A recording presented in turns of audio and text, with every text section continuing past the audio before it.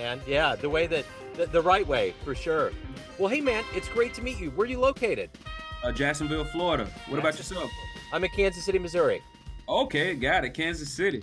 Yeah, yeah. You got good food out there. What's Kansas City known for? Man, the barbecue. Yeah, it's good stuff. We actually have a pretty good culinary palate here. We got a lot going on. So, but the barbecue, man, if you ever swing through, you need to get involved. All right, I got it. I got it. For some reason, I just knew. I think Kansas City just triggers in your brain. It must be good food there. It's grilled meats, man. It's the first thing that goes through your head. Yeah, for Uh-huh. sure. Yeah, it's good hmm stuff. Well, yeah, and you got the sunshine and the ocean and all the good stuff down there in Jacksonville. Oh yeah, that's what it says on the brochures anyway. Now I'm in Northeast Florida, so if you've ever visited Florida, you know you got the Panhandle, you got Northeast Florida, you got Central Florida, you got South Florida. It's almost like a Venn diagram. We have a lot of similarities, but depending on where you are in Florida, different almost different cultures. Yeah, I do hear that it's kind of a different beast depending on where you're at, for sure. Yes, sir. So, well, man, it's great to meet you. I appreciate you taking a minute out today. Oh no, thank you.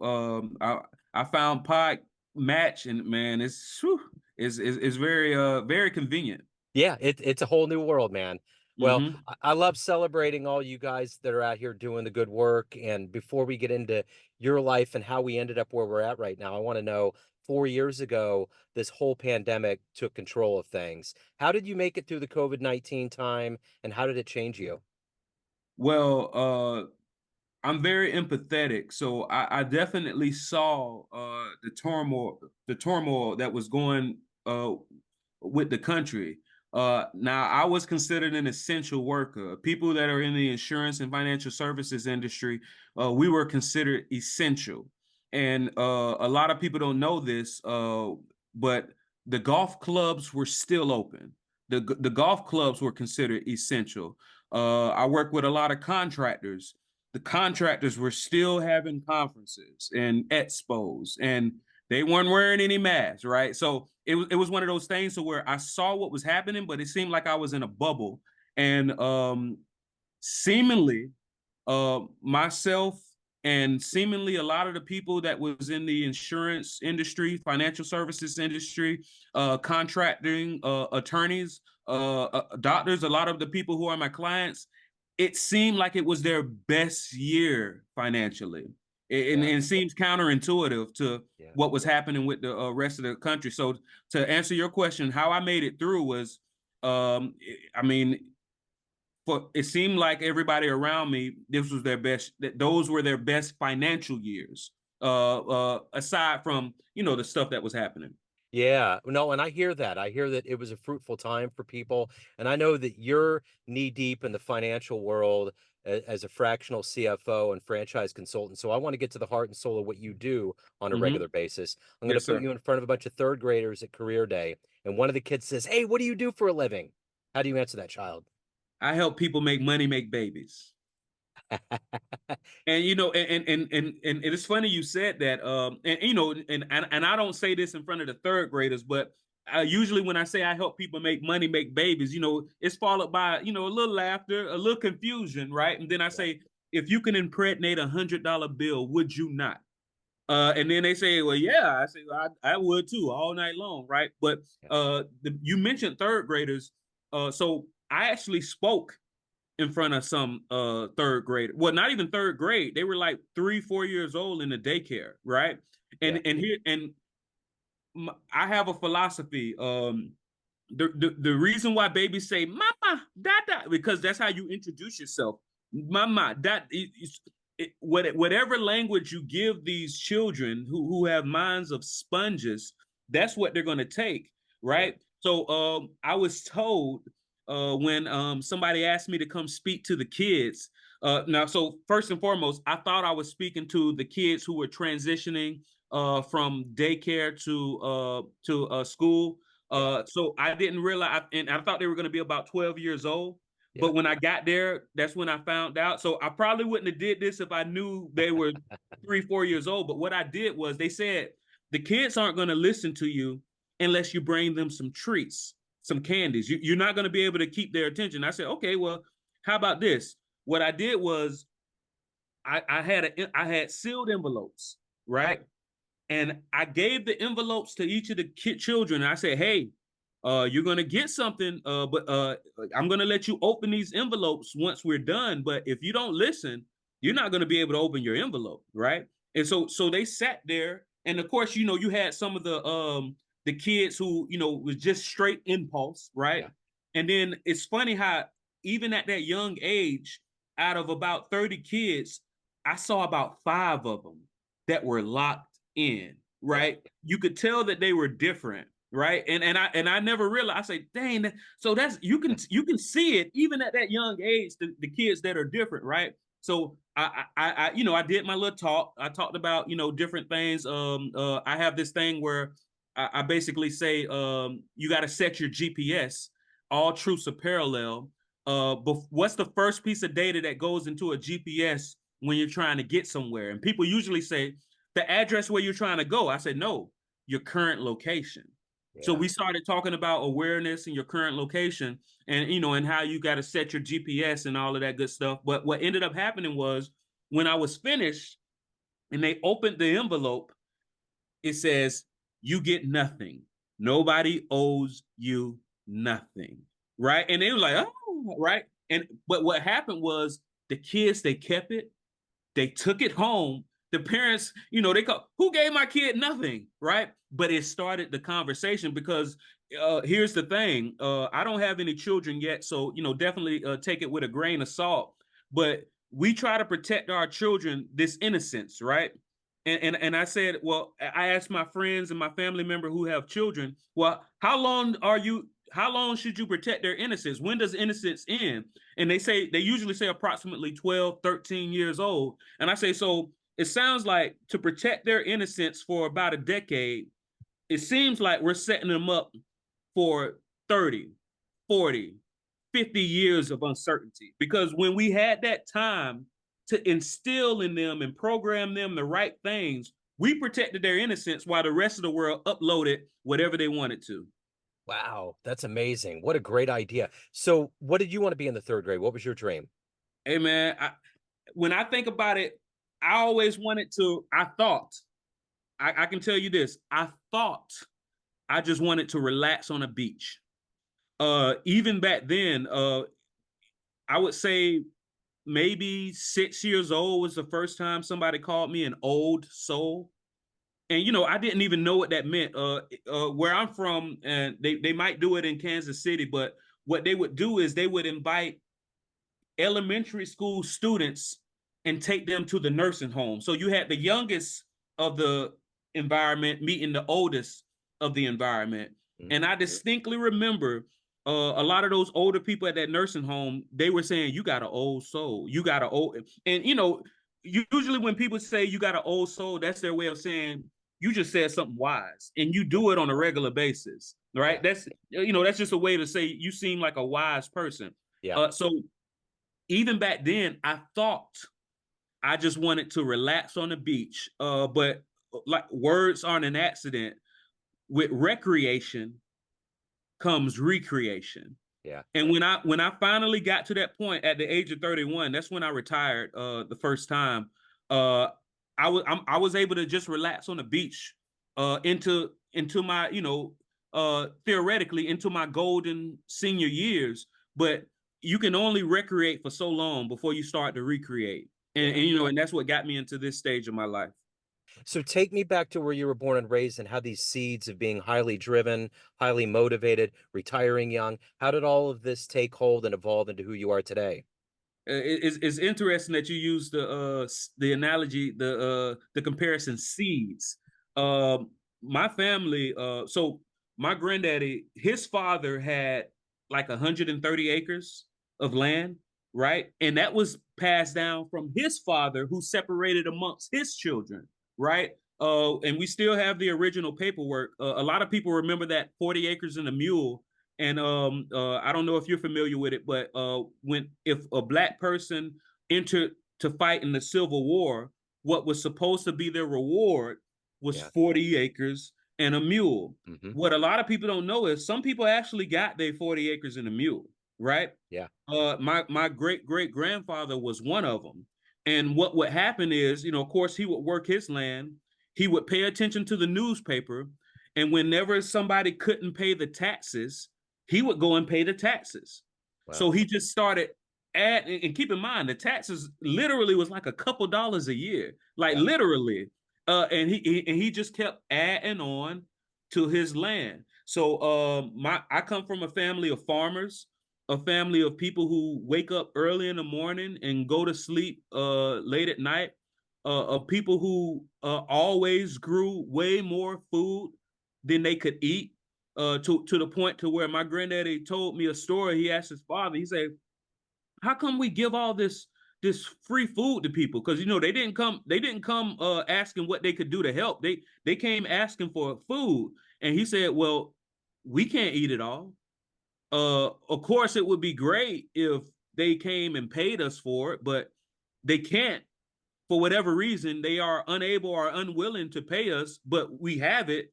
And if we don't share it, it's going to spoil. Yeah. All truths are parallel. That's why I give away free knowledge as much as possible. If I don't share it, it's going to spoil. Yeah. But the good thing is, when you plant the right seeds in the right people, eventually, they come do business with you. So that was my nucleus was being raised by people who, looked at almanacs, uh, put stuff in the soil, watched it grow, consumed it. And I use a lot of those same analogies today when it comes to how I help people. I say, would you rather pay taxes on the seed, or would you rather pay taxes on the crop?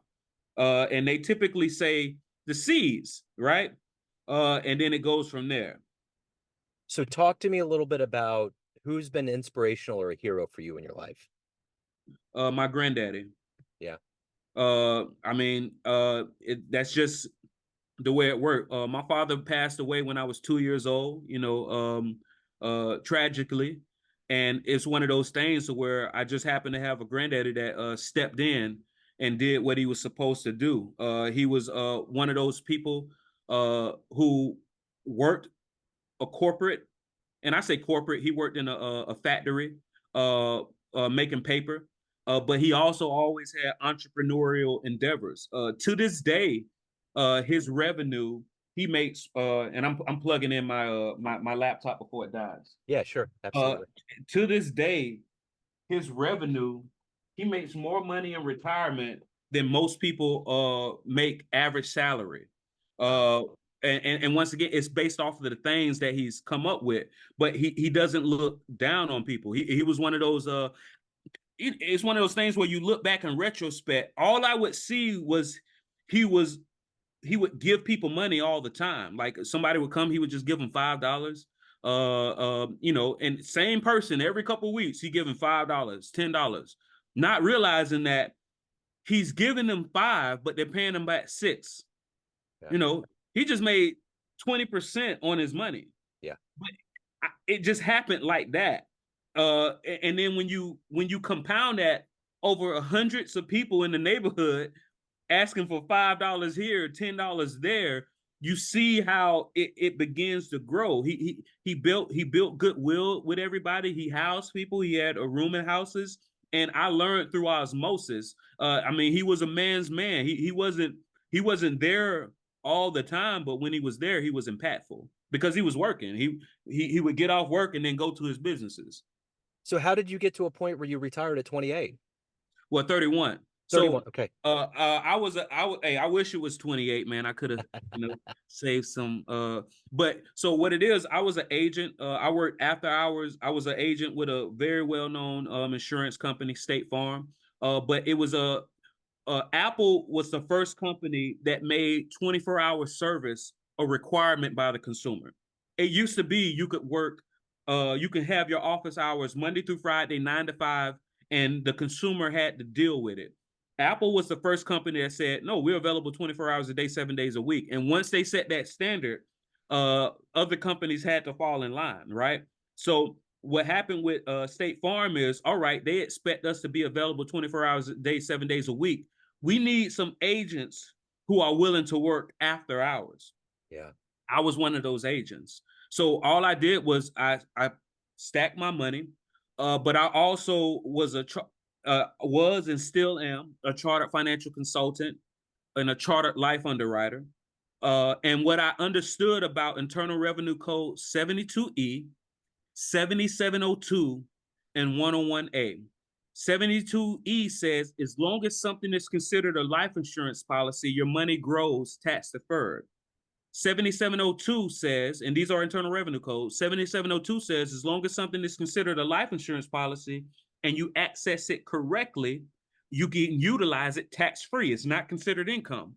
And 101A says as long as something is considered a life insurance policy, whenever you die, whatever's left in your accounts actually blossoms to a larger number and passes to your heirs tax-free. There's no other vehicle that does all three of those things the way I just outlined. So once I knew that, I put my entire checks into these vehicles. Wow. And because I put my entire checks into these vehicles and I understood that I can still utilize it while I'm working. So I wasn't living like a pauper because I was putting I just put it in there first and then I borrowed against it. Yeah. And then I would use it while I was there. And now, now I can live off the accumulated value. I can live off the fruits, the Yeah. crop of the seeds that I planted. So that's how I was able to do it. Wow. So what's your motivation every day? You're obviously highly driven, very successful. What gets you up every day to do the work that you do and to evolve as a human? Because people should know this. So what was happening was I still I have a lot of credibility. I licensed public insurance adjuster. I built a lot of because like I said, after I recreated for about a year, I said, hey man, I still have skill sets, right?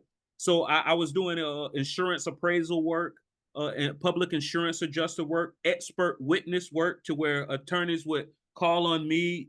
I'm the only person that's allowed to give my opinion. Everything is fact. The only people allowed to give their opinions are the expert witness, and I would give official opinions, which was cool to have everything be fact, and then my opinion is considered fact, right? That depending on who you are, that might if your head ain't big, it'll make it big then, right? Yeah. But I noticed that a lot of my colleagues, the people that I was in the trenches with, the people that I worked with, the people who were had a very big shovel, and what I call a big shovel, people who are earning 100,000 plus a year, were still living check to check, and I realized I went directly back because I went to the American College of Financial Services. And I remember after finishing one of my classes, the instructor said, "Congratulations, you now know more than 99% of the world." And I thought he was just being hyperbolic, right? Yeah. Like, okay, Yeah. sure, all right. Yeah. I just paid you your money to attend your institution, and I got this very heavy weighted paper with some fancy writing on it, and you want me to feel better about it. But as I started moving through, he was right. Yeah. Most people don't know how money really works. Yeah. I would totally agree with that. So let's say you have a dream tonight. You run into the 18-year-old version of you. You can give that young version of you a piece of advice based on the life you've led, the wisdom you've gained. What advice would Mhm. you give your young self? Woo. The more you know, the more you know, the more you don't know. Yeah. I know it seems like it's possible to learn everything that's important, right? But every time you learn something new, you're going to discover that there's something important that you need to learn. So I would first tell them the more you know, the more you know, the more you don't know. You're going to eventually realize you can't learn anything. Get over it. And then I'm going to tell them what you do learn, eat the meat and spit out the bones. There you go. Well said. So of all of these things that you've done in your life and evolved into, what are you the proudest of? Mm. I would say the enlightenment. I would say it's one thing to be right, it's another thing to prove you're right. Would you rather be right or would you rather be happy? It's okay if you're having a conversation with somebody. It's okay to have a debate with somebody, but it's okay to leave that conversation with concluding where it looks like, seems like, sounds like. And I learned that from Chris Voss from a book called Never Split the Difference. Yeah. if you're having a conversation with somebody and they say something that you completely disagree with, you can preface it by saying looks like, seems like, sounds like. So seems like the sky is red, huh? You didn't agree. You didn't agree, but you just let them know that you heard them. And when Yeah. you let somebody know that you heard them, then psychologically their mind opens up. Yeah. If it's able to be open, some people their mind is closed. And the longer you argue with a fool, somebody watching you can't tell the difference.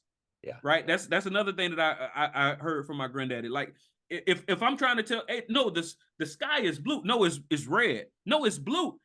Somebody looking at us, they both are fools. Yeah. Yeah. Right? I don't have to be right. That's what I learned. It's one thing to be right, and it's another thing to feel like you have to prove it. Yeah. So at the end of the day, everyone has a perception of you, family, friends, clients, but you run the show. What's your perception of you? Who do you think you are?